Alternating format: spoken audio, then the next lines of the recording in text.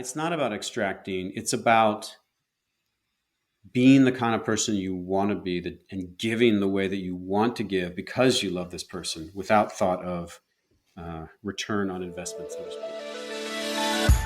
You're listening to Get Your Marriage On, the fun and spicy podcast bringing you new tools and fresh ideas so that you can be the sexiest couple you know.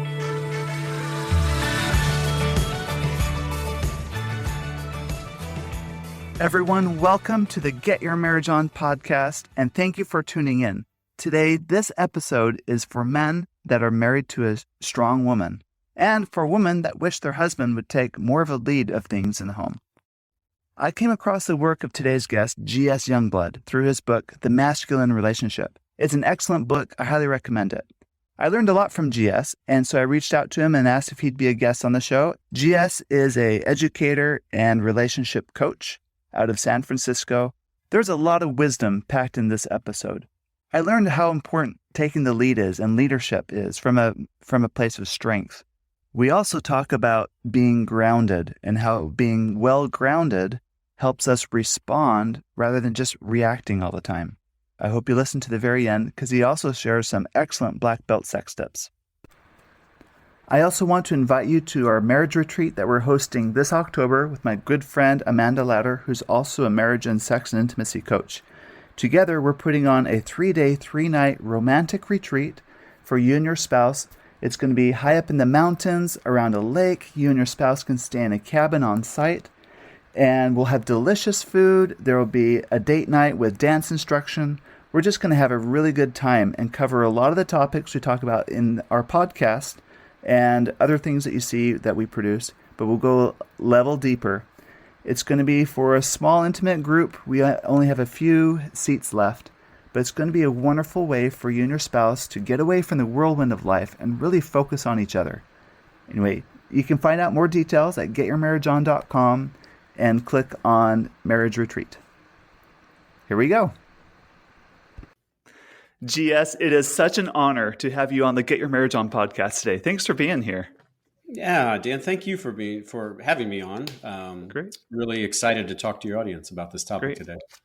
I picked up this book from a recommendation for a friend called The Masculine in Relationship, and it is excellent. You wrote this book, and I reached out to you and asked if you'd be a guest on the podcast, and I am so grateful you've agreed to be here and share your knowledge and experience with us. Mm-hmm. Yeah, it's a pleasure for me because I do this because I enjoy helping men. I don't want them to go down the same road that I did in a marriage that didn't work out 12 years ago. I don't want them to go through the pain. I don't want their kids to go through the pain of broken up families. And so it's actually it's fun for me to come on and talk to men like who are in your audience.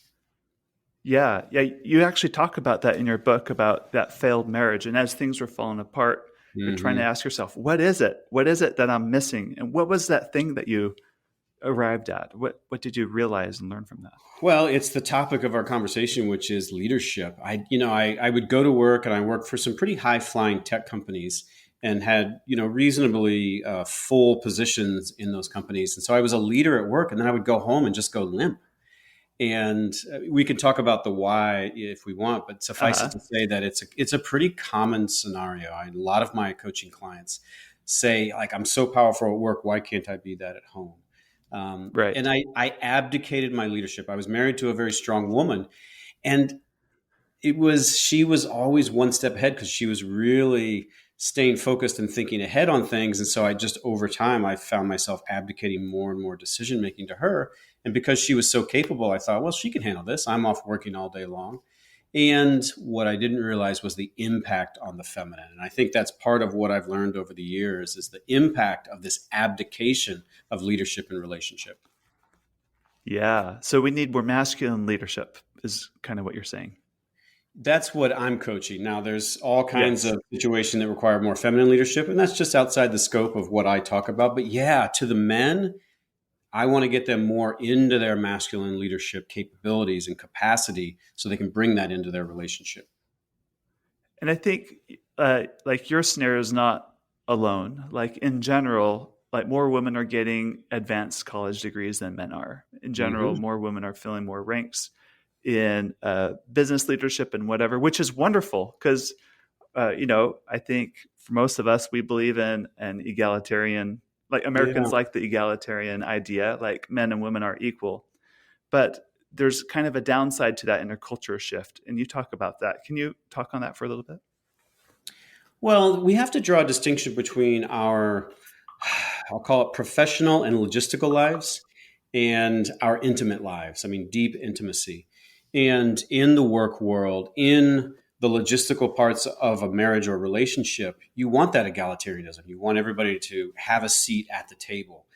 Yes. But in our intimacy, that starts to get kind of boring. When we just kind of assume we're the same. It's the prototypical or stereotypical. Where do you want to go to dinner? I don't know. Where do you want to go? And there's just nobody stepping up. And David Data is really the godfather of this masculine feminine polarity. And he talks about this. You need a ravisher and a ravishee. You need that difference, one occupying one pole and the other occupying the other pole, for there to be that kind of juice you remember when, maybe you started dating your current wife. Yes. And so we have to draw that distinction. I do work in the corporate world, and I don't mention gender at all, but I do talk about some of the same principles in the context of more directive energy rather than masculine. And directive energy can be embodied by men and women alike. But in our intimate lives, if we want to have that juice, we've got to have a different paradigm. And that's kind of what I grapple with these tricky topics of masculine, feminine polarity. Right. So more on the polarity.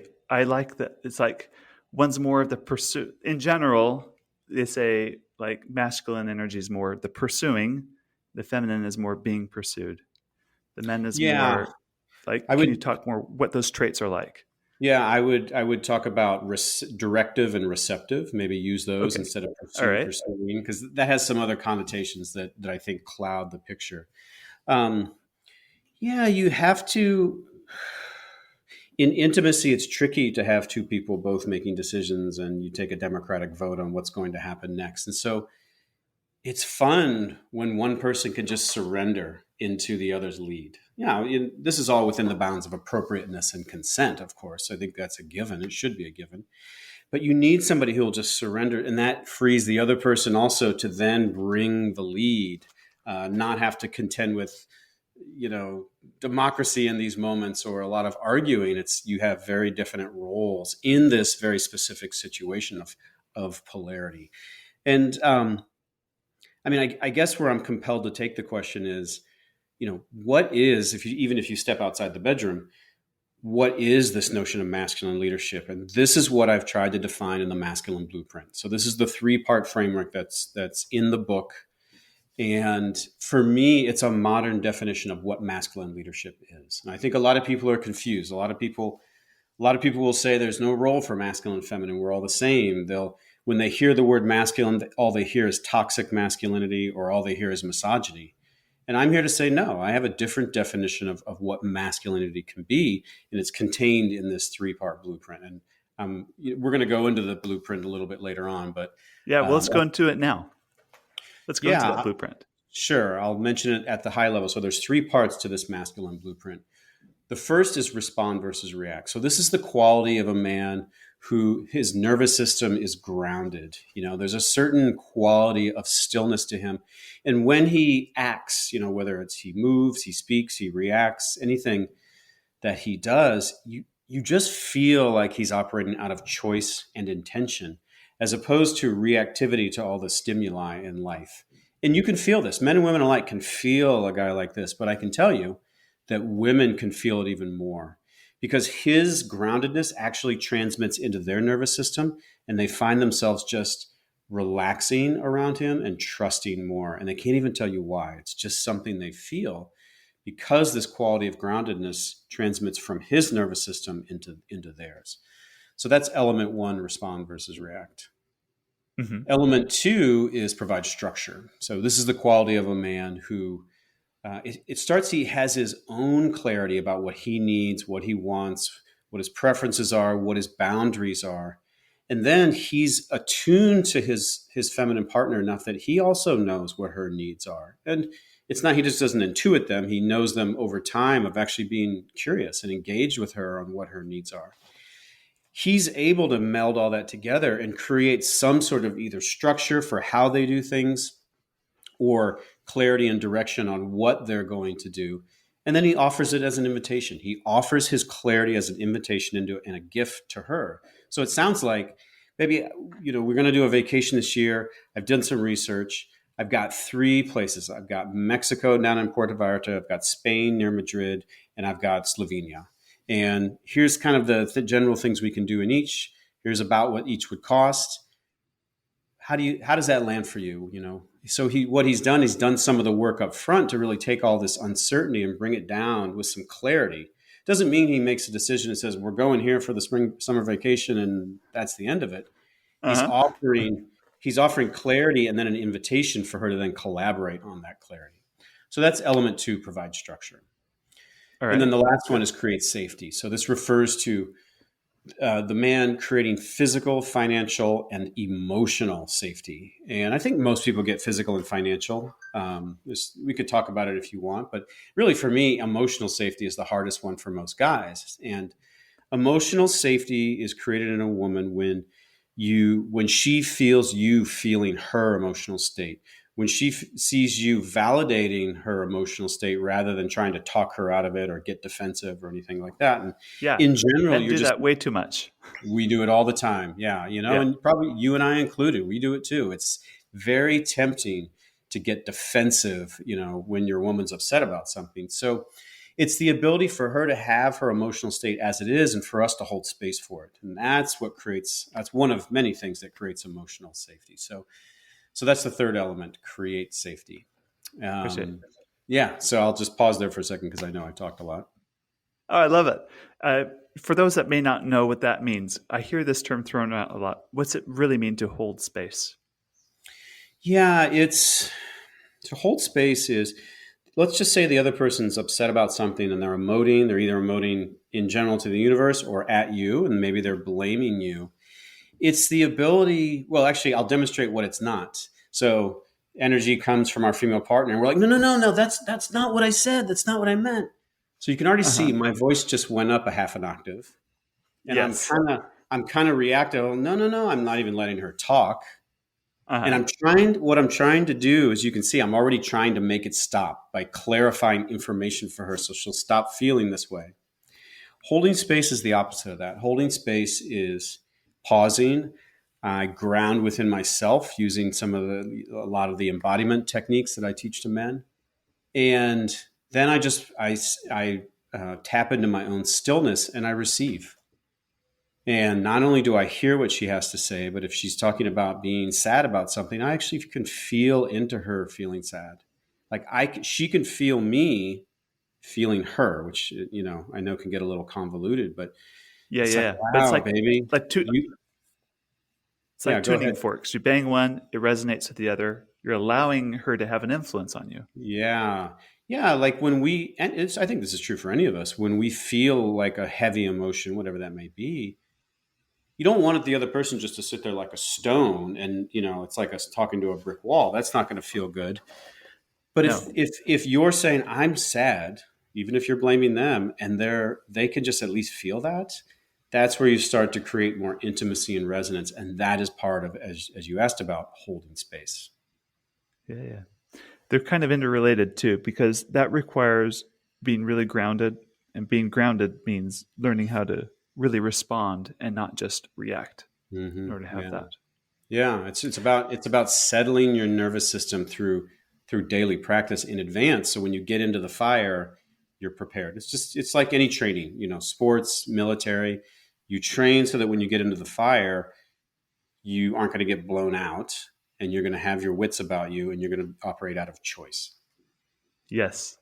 And you mentioned this quote, I think it's by Viktor Frankl, about between stimulus and response, there's a space there. And it's that space that makes all the difference. Mm-hmm. Yeah. That, I think, is the essence, responding versus react. It really is. Yeah, it really is. In that space lies our freedom, and yes. When I was married, I really used to complain about her all the time being irritable all the time and mean and really hard to be with and angry. And I felt like a victim to it. I didn't have my freedom because I didn't give myself that freedom. I just blamed her. Yeah, you handed over the control of your happiness to her. Like, here you Yeah, go. exactly. And this Uh-huh. is what Viktor Frankl is talking about is I always have a choice for how I can respond. And so I wasn't a victim to her. I just allowed myself to become one. And it's because I was so reactive. There was no space between my stimulus and response. Now, the man that I am 12 years later now has space in that area in between. And I'm not a victim to my woman's, my new woman, 10 years on, is she's intense. She's intense. So she gives me great practice every day to find Uh-huh. that space between stimulus and response. How did you arrive at that? How did you come to this respond versus react concept? Well, I felt, 12 years ago, I felt my own reactivity in the relationship. And I think it became clearer over time as to what was happening. But I was like, I don't feel like I can stand in the fire. I feel like I have to compulsively defend myself or somehow otherwise make it stop. So I needed to give some definition to that. What was that? What's that dynamic going on? And then the more I got involved in David Data's work and some others, the more I realized it's really about the nervous system, and that you couldn't, no matter what your intentions are, your cognitive intentions, they will get blown out if your nervous system is activated. And so finally the light bulb went on. It's like nothing matters until you settle your nervous system, because you'll keep repeating your same patterns, your same dysfunctional relationship patterns if you don't settle the nervous system. And so that became element one because it was job number one before you do anything Wow. else. So how did you learn to settle your nervous system? Um, I had lots of teachers over the years. I've been doing meditation since 1997. And meditation wasn't the answer, but it was the start of my journey. And so as I got more and more involved with meditation, and then I was introduced to embodiment. And over the last 20 years, my practice has really settled my nervous system. So I'm not just teaching theory. This is something I've lived through, and I've seen the results in my own life. And just, more and more the teachers that I studied with were coming at it from a different angle. So I learned from a lot of different sources, and the results just showed in my life, and I became hooked. That's good. For those that may not know the term, can you help? Can you define what embodiment means, like an embodiment exercise? Yeah, I can. We humans, these days we stare at our phones all day long and our computers. And so we read emails and messages and texts and articles, and we watch videos, and just ad nauseum. We're consuming information. And what it's doing is it's making our thinking analytical mind into a monster of muscularity, because anything you use all day long is going to get strengthened. And so we're in our Definitely. analytical minds. Yeah.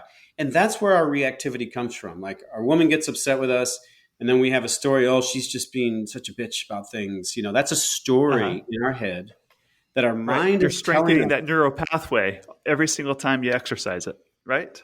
Yes, exactly. But when these stories come up, you start reacting as if they're real.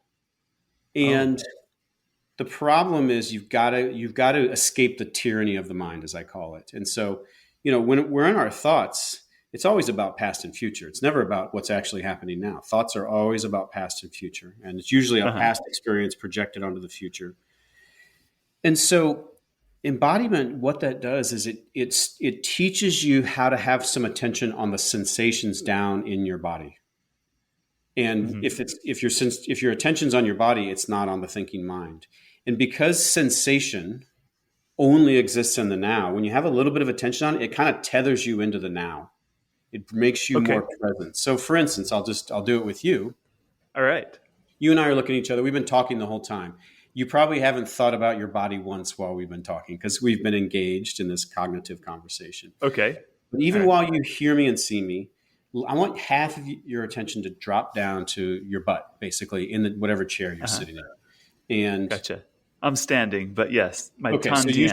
let's Uh-huh. use your feet then. So let your Uh-huh. attention drop down to your feet, and let the quality of that tension be a real feeling attention. So just feel Feel your weight pressing down into the floor.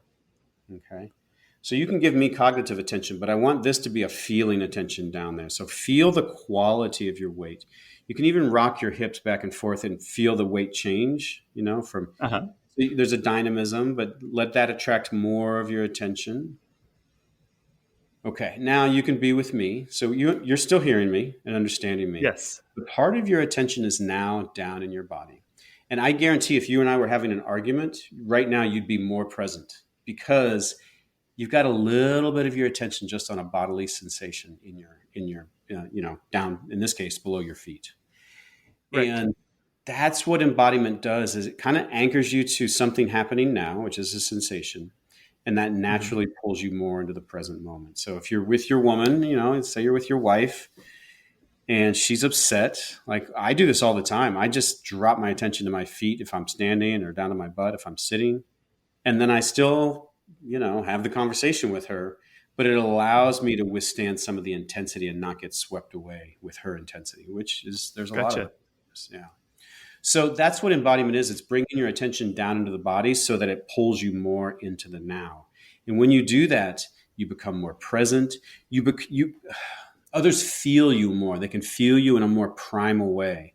Um, and that's going to feel good, both to men and women alike, quite frankly. It's going to feel good when you feel a little bit more here, a little bit more present, a little bit more primal and physicalized. Then, it's somebody, you never met somebody, they're just totally in their head. You can just see it. They're just lost in their stories and they're really reactive and they move and talk fast. That doesn't feel good. That doesn't feel grounded. That doesn't feel masculine. And that's what embodiment Right. is. That's where it helps you. Uh, Perhaps is it like another way to think of it is our autonomic nervous system has the sympathetic and the parasympathetic. The Mm-hmm. sympathetic is the flight or fight, and the parasympathetic is the rest and digest. Mm-hmm. And it's which one are you kind of like in the heat of the moment? It's really easy to get your sympathetic going, Oh, right? That's a yeah. fight or flight. Let's go, Yeah. go, go. Very reactive, but it's really learning how to like cool that down and let the parasympathetic kind of It's, take it's control and be exactly, grounded for that. yeah, that's exactly what it is. I don't even need to add anything. It's exactly what we're trying to do. And it's so important to our well-being. It's so important to our intimate relationships to Yeah, be able to ground your nervous system. definitely. And by the Yeah. way, this is a tip that works even in the bedroom. Like a lot of times I hear of couples who they're really caught up in their head during sex, like Oh, because it's very anxious, very anxiety inducing. yeah. But if they can learn how to drop down into their senses, really, Yeah. really Well, get grounded in that let's moment. even let's even give an example. So, a lot of guys that come to me, their wives are wanting them to bring more dark energy into the bedroom and more command. Yes. And I know you know this. And define dark energy for those that may not hear that or may not Well, there's understand the that. dark and the light. There's the loving and the caring and the protecting, Uh huh. or maybe nurturing is a better word. And then there's like, I'm going to tell you what to do. Lay Yes. down, lay down Take on the me bed. now. Uh huh. Yeah, Right. yeah. So it's that darker energy so you have to have the dark and the light. So we should actually talk about this. Light energy Dark that, doesn't mean evil, just to be clear. It's well, let's take it a layer deeper than even okay. what you just said. The light is, as I said, it's the caring, it's the loving, it's the making her feel safe. Uh It's huh. great, but by itself, it's nice guy energy. Yes, and it gets boring really quick. Exactly. Dark Yes. energy, dark energy, in by itself in its purest form can turn into misogyny and sexual abuse by itself. When you put them together, when dark energy is governed by heart and care, Uh that's huh. when you have the magical combination. That's what women are actually wanting, is that combination of dark and light. And that's what I teach guys through this new workshop that I've been developing, is how to bring the dark and the light, have the darkness governed by love, but still dark and edgy for sure. And that's the Yes. Uh huh. combination that I think most women are expressing to me that they want. But you said that that dynamic plays out in the bedroom. Yeah. So imagine you're standing there in front of your woman in the bedroom, and you're Hmm. you're maybe a little nervous about bringing more command. You're not sure yet, and so as you look at her, your mind is going, "Is she gonna? Will she listen? Will she do, will she do what I tell her? Or am I going to get rejected and feel bad? So it's your mind is Yes. going, drop your attention down to your feet, breathe down into the lower belly. And then you're freed from that incessant voice in your head. And then you can go ahead and give the command. And that's one of the techniques in the bedroom that I teach men, is really to drop that attention down in the body. There's going to be less thoughts of self-doubt. And then you can give the command, lay down, turn around, whatever the command is. So that really does play out in the bedroom, this notion of bringing this embodied quality into your life, into your bedroom. Let's talk about more about providing structure. And I don't mean this as in like being controlling or whatever, but how does providing structure help with this idea of providing more masculine leadership? Mm-hmm. Yeah. It's not about control. And I think your comment is a great way to start us off. It's not about control. It's like, here's the analogy I always give in tango. So I dance tango, not very well, but I try. Tango is a very strong lead follow, and there's a lot of structure to the way that you hold your follow partner. You don't move her body where you want it to go. So if I want her to twist, on her heel, I don't push her. What I do is I take this and I open, and there's a space, and it's an invitation for her to follow that lead. So I present an invitation. I listen through the body to see if she's following that or not. She might not. Maybe she doesn't hear it. And then she can step into the invitation of my lead that I have offered to her. And that's a lot about what I think the modern version of masculine leadership is. You offer your clarity, your direction as a gift to her. And so in the example I gave, it wasn't like, we're going to Slovenia because I want to go there and I think that's what we need to do. End of story. Thank you very much. It's you take the wide world of uncertainty or possibilities, you narrow it down, and then you conclude her, and then you collaborate with her. And that's really what you're doing, is you're making sure a decision gets made, number one, even though if it's still a collaborative decision. Number two, you're narrowing down the world of possibility into some cogent, distinct ideas, ones where what she likes. You know that she likes to be on the beach. So you've incorporated a Mexico vacation that is on the beach. Like you've already incorporated some of the things of what her needs are. And then you bring those and relinquish her from having to just kind of take the wide open world of possibilities and wade through those. So again, it's an invitation. It's not directive and it's not controlling. Great. I love your vacation scenario, because I think that's a lot of men can relate to. What do you do in a situation where you're married to a woman that's already many steps ahead of you, has already done that research, already figured out the destinations, and it's so easy for you just to abdicate control? How do you step into that masculine leadership when you feel like she's already done the research a few steps ahead? Well, I'd reel the tape back a little bit earlier, because you sort of started the story where it's already been done. And I think the better question is, how would I work with a guy who finds himself in that situation kind of chronically? And really it speaks to like, hey man, you're not being really present in this relationship. You're not present and proactive. So what we dig into, what's going on for you that she's already done these things? She's already been thinking about this. And why are you waiting till the last minute? Because clearly it doesn't work for her. It doesn't work for her nervous system. So you're not very tuned in. So I think that's the first part is let's figure out why you're chronically in this situation and what it is about your mindset, your outlook on life that might need some tuning up. And trust me, man, I get it. I meet a lot of guys who are in that boat. Now, having said that, I do want to answer your question, which is, what if you get in that situation?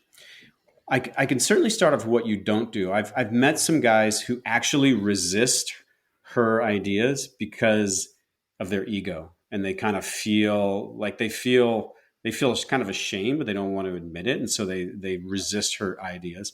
Please don't do that, guys. I think everybody gets that. Right. The best thing you can do, if you're already behind the power curve and she's already thought through this, the best thing you can do is jump in and have a decisive conversation picking it up from where she's done the research and have a decisive combination. Don't let it linger even longer. Don't go in and say whatever you want. Don't collapse because she came up with all the ideas. Like, just jump in with her and be as decisive as you can this late in the game. But really, your battle is you need to get way earlier in the game and figure out why you're behind the curve to begin with. Got it. Got it. All right. So a lot of men listening to this, and women too, are in marriages where they really want some change. They Mm-hmm. want some transformation. They want deeper intimacy, more connection, a juicier marriage. Yeah. And I like this concept about first order change versus second order change. Can Yeah. you speak on that for a little bit? How to affect change and how that relates to everything we've talked about today? Yeah. First order change is doing A in order to get B. And there's a direct path, and the only reason you're doing it is to get B. And Is there an example of like a direct order change? yeah, if you want your partner to lose weight, you buy her a gym membership. Yeah. Uh-huh. If you want, let's say you want more physical affection, and so you go out and clean the garage, and then you're like, hey, look, I cleaned the garage. I cleaned the garage. Look. Like, you're just sort of demonstrably trying to get her attention on this good thing that you've done. Uh-huh. And Hoping there's a that way that, translates to uh-huh. yeah, and there's a way the feminine will sniff that out in a nanosecond. When they feel you doing something in order to get, they're going to smell that. I don't know how they do it. They Right. just do. Their It's nervous but it's systems. manipulative. That's It why. is, Uh-huh. yeah, it's Yeah. totally manipulative, and it doesn't feel good. And the problem is when a marriage start to circle downward, like, that's when the guy feels desperate and he starts doing more of that, and her resistance to that will go up even further, because Uh-huh. usually what the guy is trying to do as the remedy actually isn't the thing. So he cleans the garage because he thinks that doing something nice, that she'll like, will open her up sexually. Well, really, Yes. it's because you actually don't have an emotional connection with her, and she tries to put out bids for connection, and you never pick them up, and so she's actually missing emotional connection. So he's doing this A to get B, but she's like, that's not even it. You don't even get it. And so the guy digs himself into an even bigger hole because he doesn't Uh-huh. understand the cause of the situation that he's in. So that's kind of the high level of first order versus second order change. Great. Well, actually, we didn't And talk then about second order change. So so second second order order change, change. yeah, Yes. it's giving generously, whatever that means. It's giving with no thought, no energy towards getting back. You do it out of generosity. And It's not uh, about extracting. yeah, it's not about extracting. It's about being the kind of person you want to be, and giving the way that you want to give because you love this person, without thought of return on investment, so to speak. Right. Right. So what would that look like in this scenario where you want more physical affection? Mm. Well, certainly in the context of the book, it's tuning into the real causes that you don't have physical affection, and knowing the kind of partner that you want to be. Like, you don't want to be a caveman. You don't want to be a stone wall to your partner. And so really actually digging in and figuring that out and acknowledging that, and then starting to give more generously of your own inner state. Uh-huh. And you don't do it in order to, you do it because that's the kind of partner you want to be. That's the kind of relationship you want to have. And so you start actually slowing down. And when she says, how are you feeling today? You don't just say fine. You Uh-huh. actually, you pause for a second and you go, well, I guess I'm a little upset about some things that happened at work. Or even riskier, like, well, I guess I'm kind of a little upset with you for something you said yesterday. And I'd like to Uh-huh. share it with you, like actually showing your inner state, um, and trying to build the emotional connection over the long term.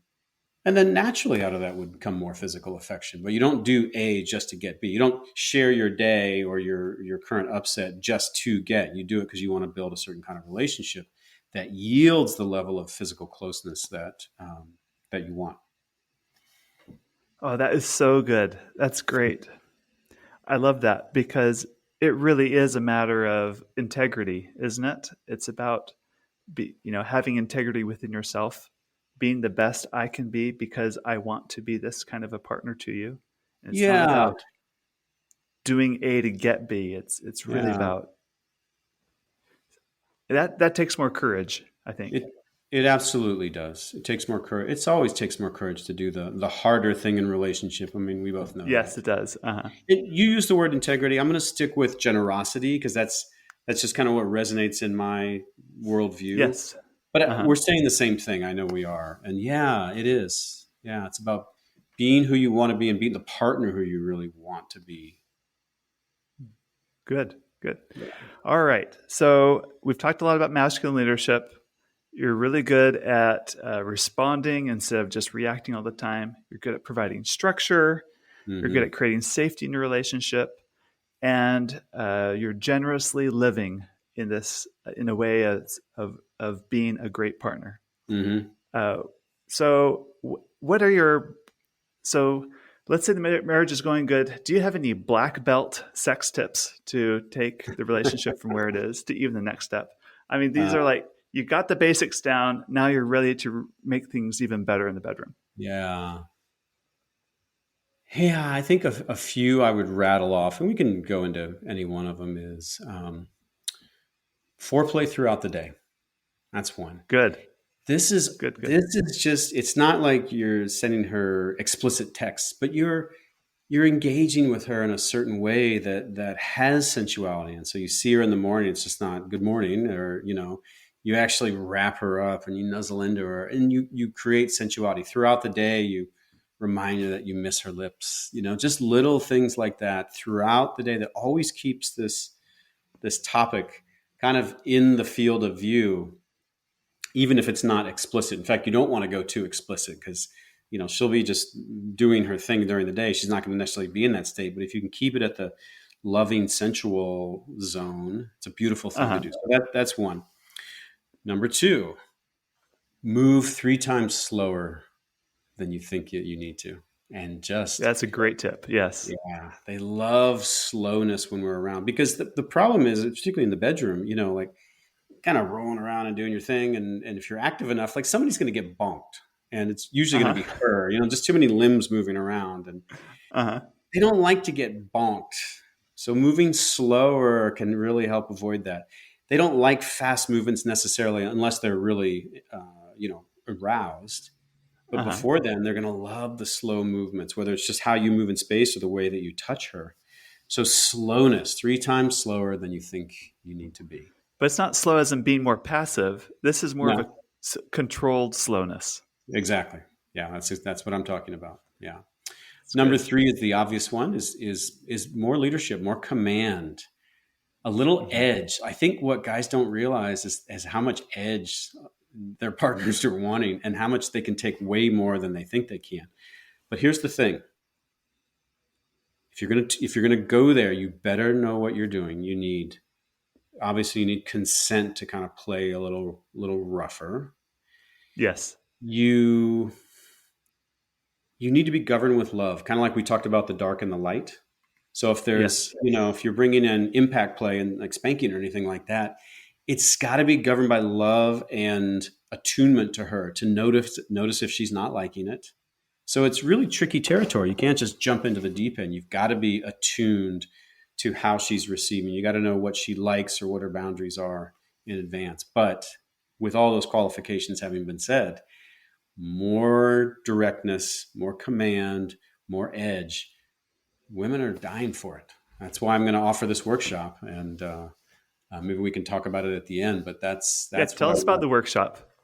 Well, it's just bringing more dark energy, as we discussed before, and there's just a lot to learn on the topic that guys can bring. No matter what level there's some more things they can learn, and it just makes life a lot more fun. It makes the relationship a lot more fun when you can bring these. I mean, most of their partners will be like, "Oh, finally!" If you can bring at least a modest level of competence around around bringing these into the room. So, I think those are the three quick hits. I could go on and on and on and on, That's but so great. Those are good. yeah, yeah, I think those would be helpful for your listeners. If people want to learn more about your workshop or your coaching or your book, where's a good place for them to find you? Yes. Well, if you want to learn about me and kind of get a flavor for the work, just go to Instagram, GS Youngblood, MIR, masculine in relationship, or Okay. Facebook. Facebook, I forgot which one it is, but just go to GS Youngblood on Facebook. You'll see the same content. But if you want to learn about offerings, go to my website, gsyoungblood.com. So there's the books. I think that's the best way. I don't know if even if you knew this, Dan, but my second book just came out on April 16th. So that's Congratulations. yeah. It's I called need to get that. Yeah, it's called The Art of Embodiment for Men, and Okay. it's really going deep on the chapter on embodiment, chapter 10. But it goes deep for a whole book to teach men how to build a daily practice so that they can really ground their nervous system. I have video courses that are online, and those are a great start for somebody that doesn't want to jump into coaching. But if you do want to jump into coaching, I do one-on-one coaching now. And then there's the workshop. There's a waiting list on my website, and you can get on that waiting list, or just get on my mailing list, and you get all the announcements. And I hope to have that fielded over the next few months. So those are some of the ways that you can, that your listeners can work with me. Excellent. Very good. Thank you. Yeah, my pleasure. It's been a great. You're full of wisdom. This has been an excellent discussion. Thank you. Good. Love it. Hope that it really helps your listeners. We hope that you enjoyed this episode of Get Your Marriage On. And if you did, we would love it if you would take a few seconds to give us a rating on iTunes and to share the show with your friends. They'll thank you for life.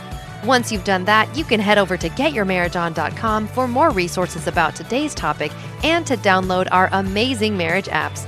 Now go get your marriage on.